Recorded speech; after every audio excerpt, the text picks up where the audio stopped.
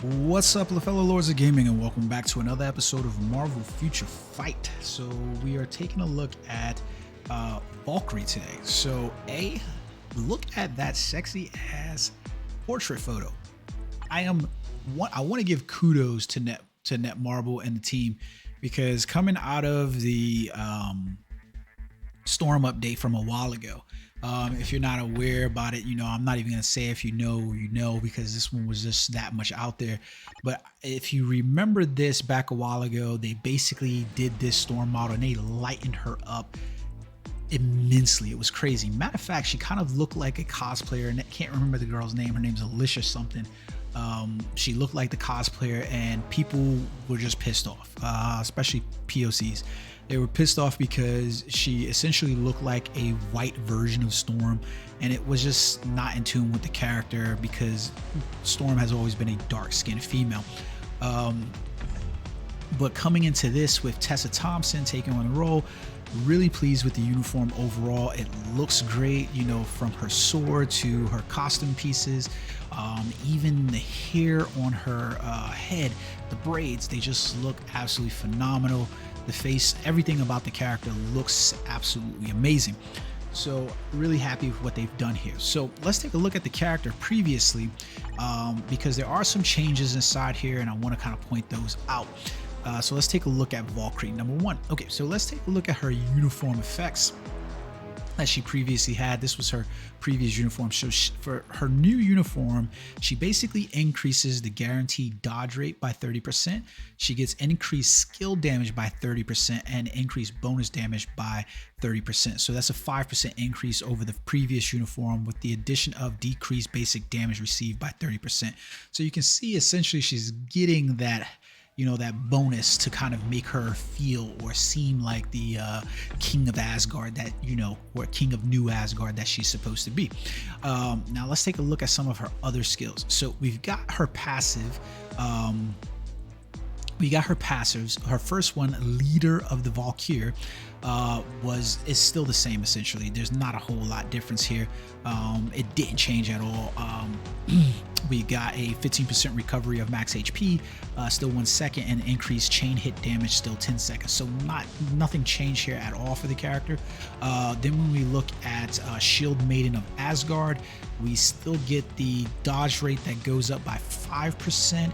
We get another 5% on a super villain, and the same on the super. It's the same 25% on a super villain faction by 25%. So not a whole lot of change there, just like a modicum more of power. So Sharp Chivalry now becomes Sacred Sword. She's still dealing the 25% bleed damage. She has now she has a stun and a silence on those skills for 2 seconds. So not a whole lot there at all. Excuse me, I'm reading the wrong skill. Sharp Chivalry is still the same. Sharp Chivalry is still the same. It's Sacred Sword over here. So she had the stun silence a second. So not a whole lot's changing over here either. Basically, the way that the skill hasn't really changed in any regard, but it's the way she plays for the skill to be changed. So we'll get into that in a second. So then we get Warrior's Rush, which is now called King's Sword. It's still a counterattack skill when defending against enemies' attacks. We get applies to enemies. We get the paralysis that was there already. We get the decrease all basic defenses, which stacks up to 50%. Now on the scale, we get an additional 15% recovery. We also have the 30% chance to penetrate.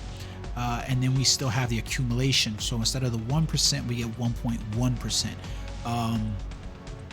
So that's not bad. On her fourth skill, we get a change from Rage of the Valkyrie to Rapid Overpower. On this skill, we get a 30% bleed damage, a stun, and a silence now for 1%. We still have the decrease all basic defenses by 60%, still ignores immunity. And then we get the Invincible on this skill.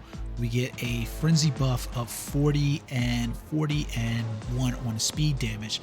So that's pretty decent over there, right? Nothing really changes over here except for the 100% chance for immunity to all damage. Our fifth skill. Now this one is a little bit weird because her fifth skill completely changes. So she loses out on all the abilities here. There's no stun, but there's also no summons for her a fifth ability. I don't think a lot of people were going to necessarily complain about that, because essentially the summons were never really good in this game. But what we see here is that 40, 40, and 1 is basically moved to her fourth skill. So her fifth skill is just basically lockstep going. So now when you take a look at the skills for the character, I want to preview these skills so that way you basically can see them.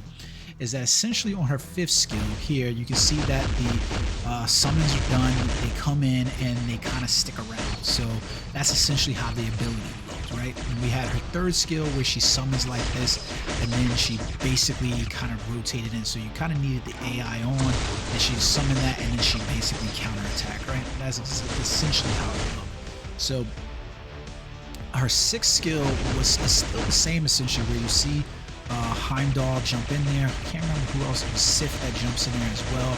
It does that, and then basically the way you would play the skill was you would basically go 3, 5. You'd have to wait for this skill to actually summon for her to start doing this right here, because if you canceled out of it, so you can cancel out at 3 because you're just triggering this to get the abilities from here.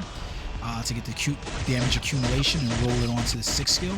But if you canceled out of the ability too soon, then everybody would leave and you would miss out on that damage from that sixth skill. And then you would rotate into the fourth skill as well. Now the way the character plays is a little bit different.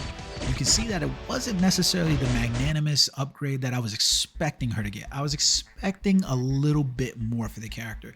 And what I mean by that is I was hoping that maybe she would be because the way I kind of looked at it over the years with the Transcendence is that we basically had Transcendence was like 2.5. So you had like tier 3 and you had 2.5. And I understand that there were some characters that were stronger than tier 3 characters, even at Transcendence, but that was the way I tend to look at it. It's like 2.5, 2.7, 2.8, right? I was hoping to see that maybe she would just get a tier 3 for this and bump her up in stats a little bit more for that, give her a little bit more in that regard, but that's not exactly what happened.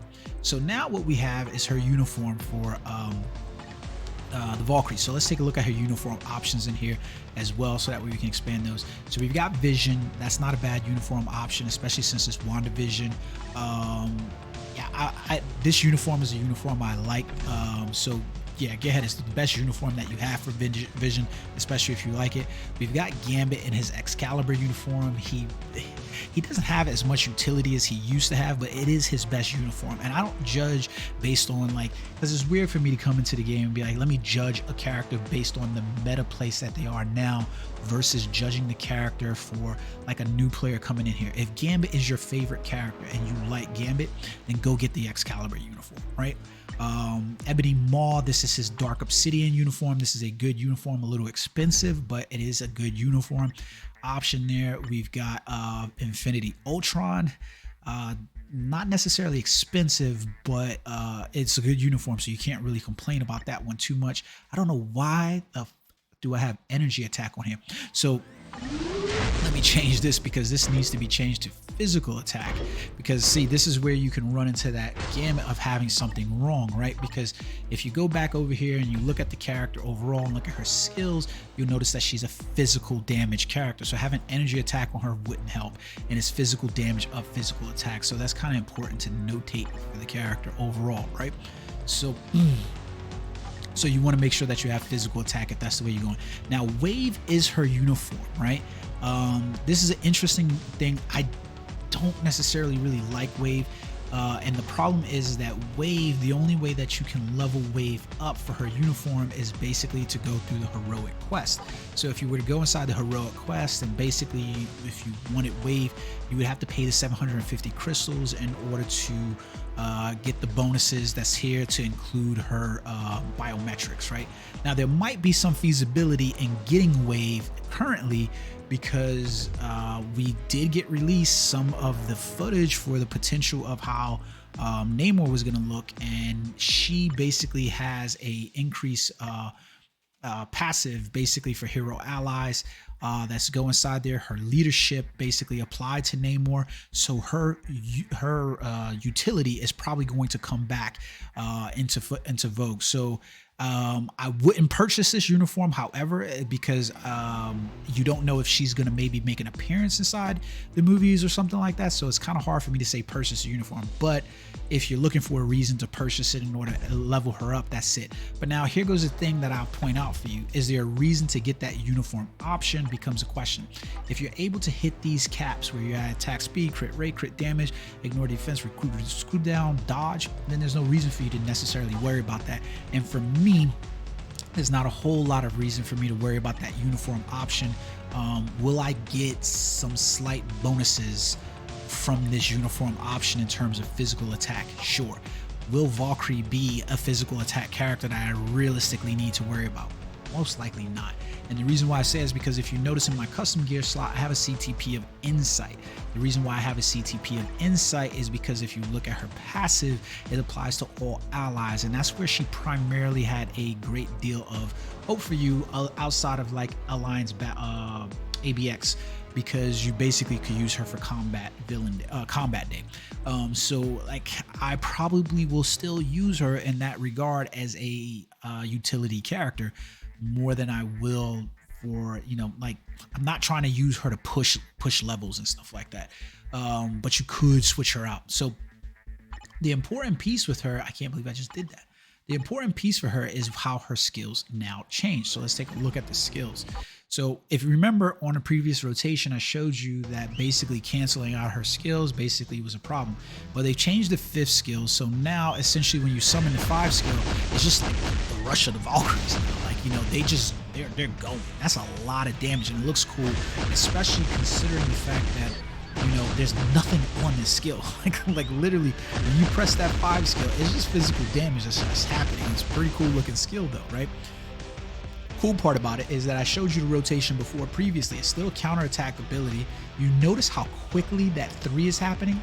It's happening very, very rapidly. So you can see it's the counterattack is still applicable on there. I'll turn on the AIs and I'll hit that skill and you notice how quick it's happening. So they've sped up the animation in terms of this because now she's just getting going. Even when they're not attacking, it's literally in the animation, out the animation, and right into the attack. It's really, really quickly. And when you go into her 6th skill, you'll notice that it's still the same summon. It's still the exact same skill. There's nothing changed about the way the skill looks, nothing about that. What has changed is in how the skill is used now. So I can immediately go into 6 and then immediately cancel out of it, and you'll notice that everything still plays out inside that animation. Heimdall and Sif still do their thing. They still appear on the board.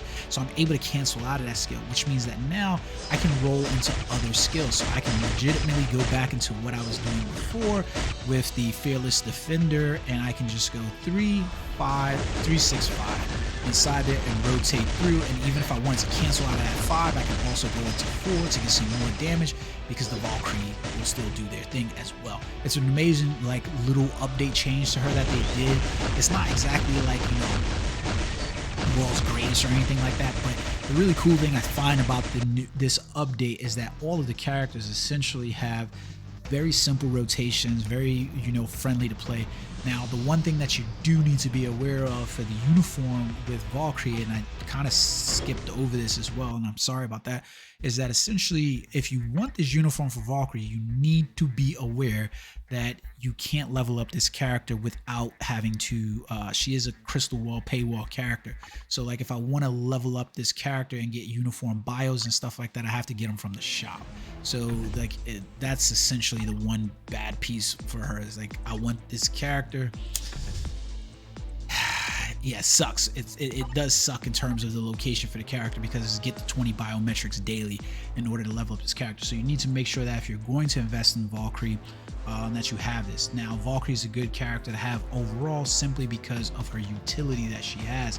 And now that they've made the updates and slight changes, is also going to be another one of those reasons that you probably want to have the character inside your roster as well, because she basically the same as Jane Foster, Mighty Thor. She becomes a utility support DPS character. So I think a lot of people were using her before, and where they were probably slotting her at before, they'll now be able to slot Jane Foster in, and they'll be able to use her with other teams. So essentially, by Jane Foster getting her tier 3, you'll be able to use that character. You'll be able to use this character with more teams. So for instance, for me, I was using Beta Ray Bill and Thor together as leaderships, and then I was using Valkyrie as my third character inside World Boss. So I'll show you that right now. Excuse me. So if I go to World Boss, where we at? World Boss over here, one of my teams specifically, regardless of what, like I said, I use Thor almost every day. Well, I don't almost every day. I use him every day simply because of he's one of my favorite characters, and I'll continue to use him every day. But essentially, like I said, I was using Beta Ray Bill for his lightning damage increase, and I was using Valkyrie for her passive ability, where she was basically giving, you know, all allies that super villain damage, faction, and so forth like that.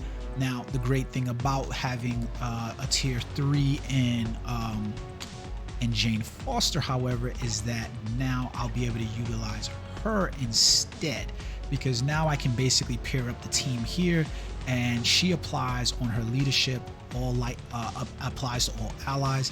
She increases her lightning resist for her leadership, but then if you notice, her allies with shock ability also gets the ignore target's dodge rate, which is going to be great against Ultron and Null, and then she increases the lightning damage by 40%. So essentially, with her and Beta Ray Bill, Thor will get a serious boost in terms of power, because Beta Ray Bill's giving him 60%, Jane will give him an additional 40%. That's going to be good, and she'll also boost Beta Ray Bill, because Beta Ray Bill is a shock character as well, so I'll get those benefits as well. So basically, you've got a full complement team here that's capable of being split up or being utilized together in whichever way you want to see fit. And the great thing about all of these characters are they're pretty much free to play. I'm pretty sure Beta Ray Bill is free to play. Well, you got to get them through the story mode anyways, but yeah, through the epic quests and stuff like that. But that essentially gives me a great character tool inside there, so I would pay attention to that and how do you utilize those characters overall. I'm really excited about the update for the characters, and I think that's where the update for the characters, this update kind of sours after that, but I don't want to make this video about the characters souring from those effects there. It's just, this was just supposed to be about the characters in themselves, and specifically about Valkyrie. So if you have any questions about building her and stuff like that, you know, drop some comments in the section below. Remember, every little bit that you guys helps me, so please hit that subscribe, like the content, and until next time, peace.